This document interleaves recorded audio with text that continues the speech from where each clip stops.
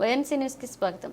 4 మంది కార్మికులను ఎటువంటి నోటీసులు ఇవ్వకుండా తమ విధుల్లో నుంచి తొలగించిన రాక్ సెరామిక్స్ యాజమాన్యం తమకు న్యాయం చేయాలంటూ కలెక్టరేట్ల వద్ద ధర్నా నిర్వహించి కార్మికులు ఈ సందర్భంగా కార్మికులు మాట్లాడుతూ ఏప్రిల్ 15వ తేదీ గత 18 సంవత్సరాలుగా కంపెనీ అభివృద్ధికి పనిచేస్తున్న 24 మందిని కార్మికులను ఏ విధమైన నోటీసు ఇవ్వకుండా ఏ తప్పు ఏమీ లేకుండా కార్మిక చట్టాలకు వ్యతిరేకంగా తొలగించారని వాపోయారు.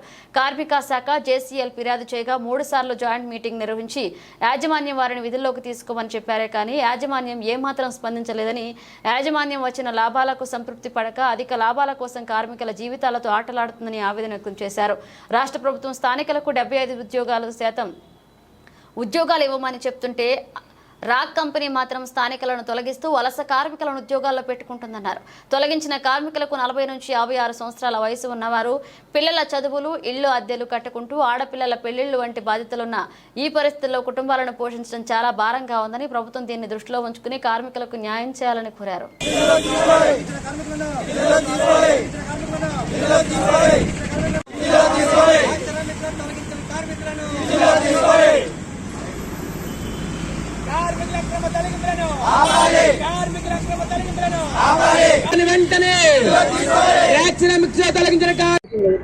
రాక్ తొలగించిన కార్మికులందరినీ విధుల్లోకి తీసుకోవాలని చెప్పి కాకినాడ జిల్లా కలెక్టర్ కార్యాలయం ముందు ఈ నిరసన కార్యక్రమాన్ని కొనసాగిస్తూ ఉన్నాం.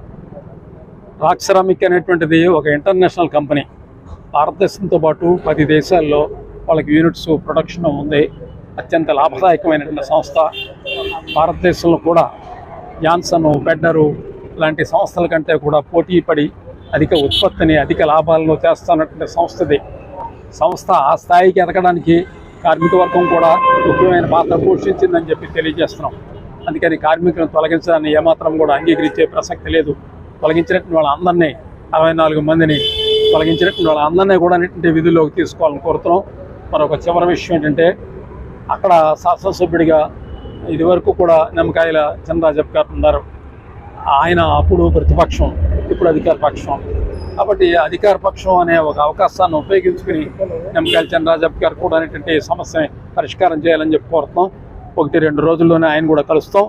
జిల్లా కలెక్టర్ గారు కూడా దీని మీద సానుకూలంగా స్పందించాలని చెప్పి కోరుతున్నాం. సామలకోటలో గత 10 నుంచి 18 సంవత్సరాలుగా మేము పర్మనెంట్ ఎంప్లాయీస్గా పనిచేస్తున్నాం. గత ఏప్రిల్ 15వ తారీఖున గేట్ వద్ద సెక్యూరిటీ వార్డు చోట 40 మంది ఎంప్లాయీస్ని నిలుపుదల చేశారండి. నిలుపుదల చేసిన తర్వాత మేము కార్మికుల చట్టం అయిన జేసీఎల్ వారిని సంప్రదించాము. ఇలా మిమ్మల్ని అన్యాయంగా తొలగించారు, ఏ నోటీసు ఇవ్వకుండా మమ్మల్ని తొలగించారని చెప్పేసి కంప్లైంట్ చేశామండి. కంప్లైంట్ చేసిన తర్వాత జేసీఎల్ వారు 3 సార్లు జాయింట్ మీటింగ్ అరేంజ్ చేశారండి. 3 సార్లు జాయింట్ మీటింగ్లో కూడా యాజమాన్య వారు 3 నెలల శాలరీ ఇస్తాం, రిజైన్ చేసేయండి అని చెప్పేసి చెప్తున్నారు.